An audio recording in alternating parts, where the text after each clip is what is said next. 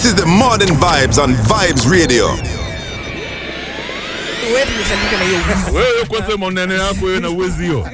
All right, 23 minutes to 10 a.m. Remember, you're on Morning Vibes, and we've got a very special guest Akwapa in studio. We spoke last week, but leo amesema lazima kanyage studio. We're going to be speaking with Walter MONG'ARE, who's already in studio. But first Lotto. First Lotto. Bana unaweza boresha maisha yako na Lotto bana. And it's very easy. What you need to do is just grab that 150 shillings. Tuma kwa M-Pesa paybill number 777000. Accounts ni Vibes. And just like that, unaweza boresha maisha yako. Question ni, unaweza fanya nini mazuka jishinda 500,000 shillings today. Ama better yet, ujishindie gari worth $1 million shillings. Nilishawambia bana story ya mga saito Elijah Ukisai. Elijah bana lilishindia 500,000. And of course, amesema ana plan kutumia hiyo do kufanya biashara. Nice. He wants to open a nyama choma joint to increase his income. Labda wewe pia, that can be your plan. But hey, inabidi umechukua 150 shillings and just send it to your M-Pesa pay bill to get started. 777000. Thank you very much for that. Now we're getting into a conversation with Walter MONG'ARE right here on Morning Vibes.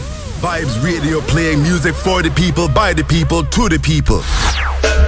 The fifth, karibu sana Morning Vibes. Thank you very much. Thank you very much. But kila mtu anajiita the fifth. Niliona Wajakoya Saleh alipatiwa certificate zake. Wakenya wako hapo the fifth.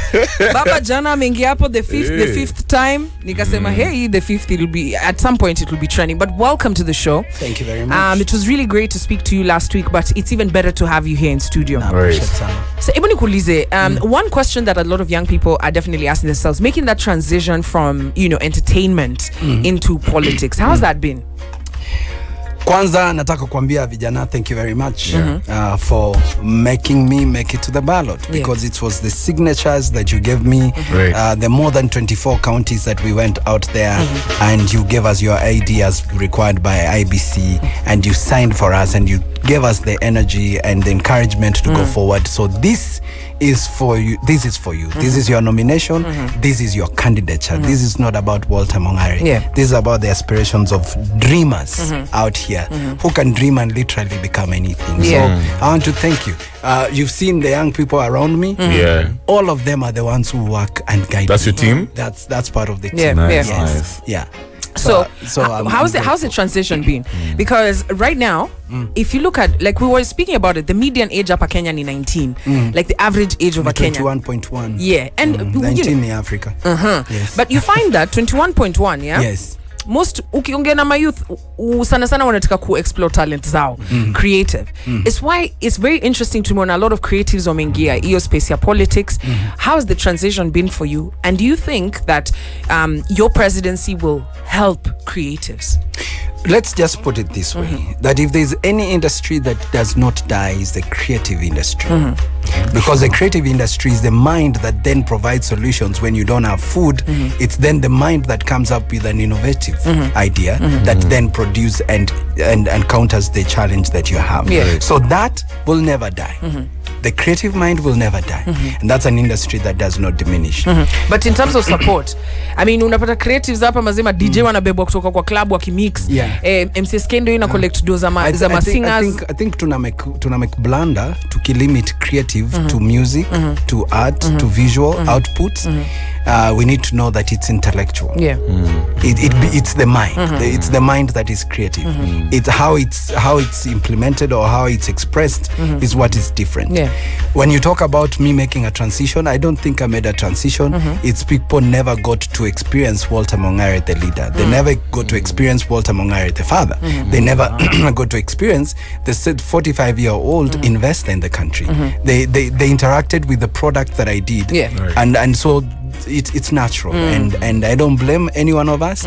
It takes an opportunity like this to set records straight. So one, the creative space is talent based. It's what is in you. It's what you have. And majority of us, and including yourselves, a couple of years back, if you told people you're a radio presenter, they thought you're crazy. They thought, when will you get a real job? They never, so with time, the creative space has been redefined. In the process, we've understood the value output. Let me tell you, the creative sector is a silent employer on an hourly basis across the country, across the globe. It's only that we never classified it in order for us to see the impact that it has. Global statistics will tell you that America was stabilized by Hollywood, and that's a creative space. So it's a question of giving people an opportunity to enhance what they have. I call it the 4 pillars. Number 1, we need to identify the talent, and talent is not just music. You've got something else that you do that is other than the school work that you'll go to. Walter, just to cut you short, tafadhali try kumixi kizungu na nini. Unajua kuna wenzetu ambao kizungu labda inawapiga slide, so tujaribu kuongeza Kiswahili hapo, yani we so niweke mbara katikati kabisa, like tusimbarakati or something. But asante. So tukiongea kuhusu the 4 pillars nilikuwa nasema, when it comes to the talent, lazima you identify people kwanza. Unajua ndio ujue uclassify huyu akona hii talent, huyu akona hii. The next level ni kunacha. If you don't get somebody to hold your hand kama mentor, akusimamie, akupatie opportunity, like the rest of us tumepewa opportunity. Tumefika penye tuko because mtu ametushika mkono. So other than identifying you and nurturing you, we also need to create infrastructure that then support what you're doing. That means tunakupatia mtu wa kumarket, tunakupatia in market intelligence on your talent and how you can monetize it, and above everything else, hakuna haja kutafuta wasi wa theater when there are no theaters for them to perform. So wezi tafuta talent ukaleta musician, hakuna studios za kurecord. So all those things must go in tandem and must go together, ndio upate the wholesome experience. So kama Walter MONG'ARE Presidency, which asanteni sana kwa kunipatia sisi, hata tuongee mambo ya 50 tuko hapa muda, tutakuwa president na tutamekiwa president na nyinyi wenye mko na vote, na asanteni in advance. Cha muhimu, talent to me is personal, and nitakuwa passionate about it. Ndaipatia priority in my government, because I know everything else. Maze hii gazeti uko nayo, hiyo nyumba unakaa, hiyo barabara unatembelea, all those are creative outputs. Those are the intellectual property outputs. Na mayouth wengi sana wanasema kwanza kitu cha muhimu sana, even hata ukiangalia hii election wanasema it's not so much about we relax tutakupatia chai. Nauliza. Mnaleta president na meza mate kwanza tutakupatia chai. Ule kona uliza. Ukiangalia kwanza hii COVID venye imefanya watu a lot of people wame lose makazi hapa. Alafu pia tukiona hiyo age, a lot of young people wanasema si tunataka makazi, tunadai nafasi ya kufanya biashara, right? And successive governments wameshinda kituambia we will create jobs, we will create jobs. Is this something that your government is looking at? The beauty, unajua uzuri ya kufanyia gava kazi, nimelearn vitu mob. Nimekuwa gava for the last like 12 years in different capacities. Imeni teach vitu mob. All the interventions zenye tuna need kusort gava and kusort country ziko. It's the goodwill to implement that is a challenge. And so COVID peke yake vile umesema, COVID for me haijakuwa ni challenge, imekuwa imenifungua macho. Imetuteach that you can do something in a different way and still get the results. Imemaanisha yani wale watu tulikuwa nategemea ati maze before COVID tumestabilize tuko hivi, COVID ikatuambia ala vitu zinaweza change on a blink. So mimi na believe a gava that yenye iko agile, gava yenye iko responsive, gava yenye inaangalia hakuna haja tukaithika road for traffic for 10 years. Then what are you doing as a government? You're not being responsive. Gava iko responsive ni kuangalia Thika road kuna kuangana jam kuanzia 7:30 to 9. So what we do, tufungue hii route ingine between 7:30 and 9, then to restore the process after that. Responsive ndo make citizens wa enjoy kwa country yao. So in the absence of that, ndo napata tuko na challenge. Interventions ziko, ideas ziko, jobs sahi mi usema kila mtu sahi akona skill kwa mkono. Sahi unaweza tafuta plumber ukakosa. Unaweza tafuta electrician ukakosa. Why? Because tume brainwash my youth wetu, tumewapeleka kwa vitabu za past for the future. Unafundishwa nani alidiscover Lake Victoria? Sasa ni hiyo ndakufundisha saa hii ama ni how to utilize the water at Lake Victoria. Exactly. So una spend one semester unasoma Vasco da Gama discovered the coast. Hello. Then we wonder why wezi pata job. Instead of teaching you how to make use of that water, the blue economy you are talking about. So ukiangalia ka DP amesema kingi hapo maze, first things, there's a lot of things from this gava he's going to reverse mambo za SGR. Anasema hiyo ndio imeua coast. Anaongea juu ya CBC, amesema hii maze ata scrap, right? I'm hearing you talking about, you know, the education and these plans that your government has. And then also, second question, you've mentioned about goodwill, right? That the idea ziko ni goodwill ya I think Sonko mentioned this when he was running for governor when he was running things in Nairobi before he was nyanyuliwa.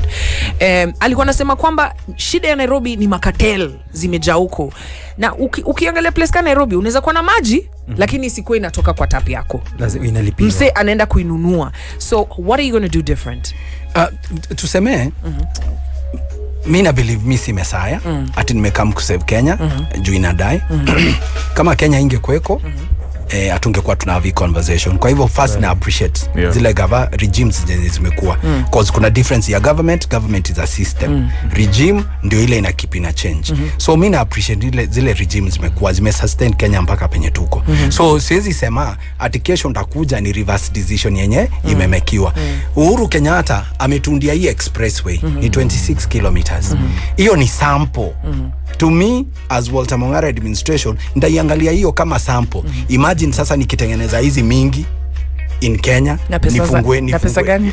Pesa iko. Okay. Let me tell you. Pesa gava ingekuwa inadai, ingekuwa imedai. Pesa iko. We have a good and stable economy. Ile shida yenye tuko nayo ni ati kuna financial leakage. Kuna loopholes mingi sana, hizo dozi zinapotelea. Na ndio hiyo story ya corruption. Na mimi nasema hivi, sitashinda nikisema ati nitadeal na corruption, nitadeal na kudefine na kuhepa hiyo corruption. Unajua? Because hakuna haja kudeal na animal when you need to deal with the systems. Mimi nikitighten systems poa, then I don't have to worry about corruption. Unaona? Ikiwa systems zinafanya job, ikiwa ukitaka passport, ukitaka service ya gava unaenda unajua within 2 hours umepata. Na kama wewe ka citizen unataka passport yako in 10 minutes nitakulipisha more. Na hiyo pesa that's always the question we ask. Nitakulipisha more. Na hiyo pesa at the end of the year nitagawia ma civil servants. Unasikia? Because haikuwa kwa budget. Mimi nilipiga hesabu nikasema passports zikikuja ni 4500 times the number of citizens. Hiyo ndio pesa nangojea kagava ya tax. Okay? Lakini any surplus above 4,500 kuna shida mtagawa. So Walter, there's an interesting unajua napenda vile yani you're clearly very very aware, uko very detailed in integrity about problems of my youth, and I think you're also very youthful as I can see.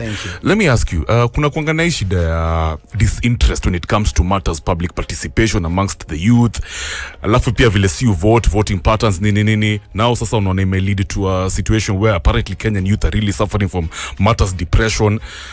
Why do you think this is the case? Na unezaje change your situation yenye sasa mavijana watona enyewe when I engage in matters political conversations itanisaidia itanijenga supposed to having no interest at all? Hey my friend, mimi ndakushow ukivote ama usivote bottom line una vote.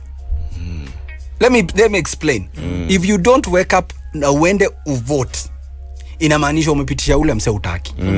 Juu somehow lazima tuta announce mshindi. Na vote yako ita count in the negative effect. So amka and vote. Hiyo ni rule number 1. 2, participate kwa sababu not only is it a civic duty. It's not just a democratic thing that you want to do, it's a duty. Amka uvote. Hauwezi kuuliza mtu services na huko participate. Ile challenge tuko nayo ni ati kama hujavotia mse, kama anajua huku vote na numbers zinaonyesha mku vote unamuuliza. So you can't hold anyone accountable. Now my youth usema kwamba okay, I mean we constantly have a conversation hapa kwa mjadala. Wasema ai kitu ishachukuliwa. Now over the weekend umesikia DP akisema kuna majina zimetolewa kwa list na pia he has noted that kuna plans za kuiba an election. As a presidential candidate, do you have any concerns? First, you cannot trash talk the processes you want to participate in.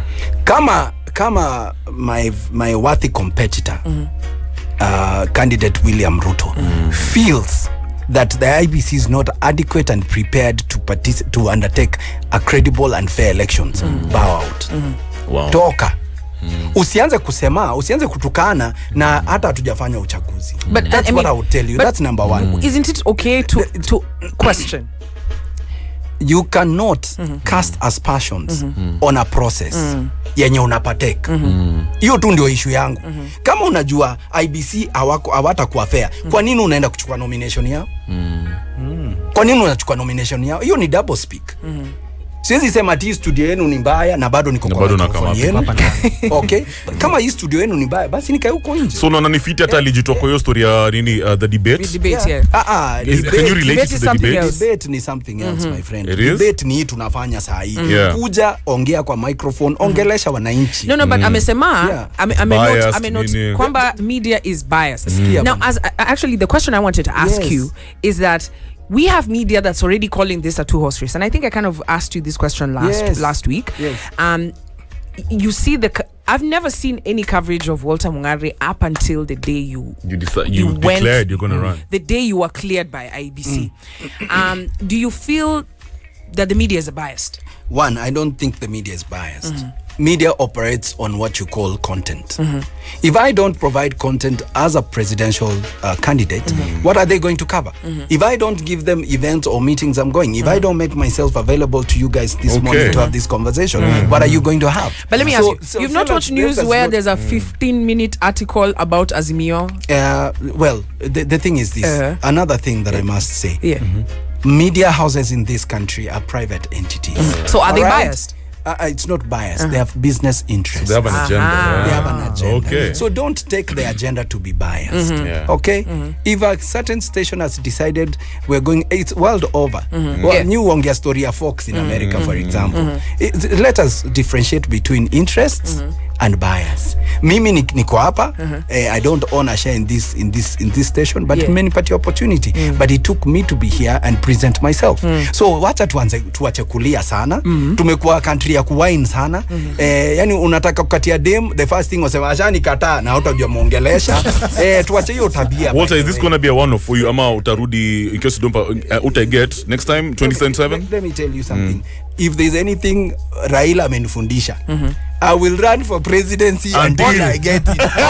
So all the rows of your life. Yes, but the difference is Maze mi uamini God. Juu ukiangalia vile nimegrow kwa career ya gava to the point that nimeenda Monday na hatukuambiwa rudi mlete kitu fulani to limit target, yani on round 1 na tukakuwa the first to be cleared. I can assure you that maze kuna greater plans ahead na najua my youth wenye wanatusikiza they will be my ambassadors. Nimefotokopy ile nomination certificate nilipewa juu ni yenu, kila mtu achukue copy yake juu it's for everyone, it's for those who are agile and for those who have dreams for this country. Kwa hivyo hii ni nomination yenu, tuache kuwine. Unasikia? Tuache kuwine kama candidates. Endelea kuuza, wataamua. Siku ile mimi niko na imani and I have faith in IBC and I cannot want to run a government and I don't have faith in the institutions of government. All right? Yeah. Love it. Thank you so much for making the time to be here this morning. Wajakoya, by the way, let me allow me to say this. Congratulations to Wajakoya for making it. Yeah, man. Congratulations to William Ruto for making it. Congratulations to Raila Amolo Odinga for making it. The Agano Party leader, asante sana. Yani Mwaure, we are grateful that we have made it this far to the ballot and we now have to engage with the electorates. Tuambie issues, sio kutukanana, sio kusema wale, tusitukana, hatuna time. Mimi kama Walter MONG'ARE president wenu, sitamtukana Raila, na muheshimu sana. Ni mzee wa heshima and there is something we call intergenerational linkage. To work now after elections possibly. Why not? He will work with me. It's the mental shift, my friend. It's him to work with me to hand over the leadership of this country to the next generation. Love it. Yes. We're going to take a break. We pay some bills. I know you say me watu wasiwine, lakini Marshall Montana, Sean Paul and Major Lazer coming through with one wine. Oh, okay. Morning vibes, where you are the MVP.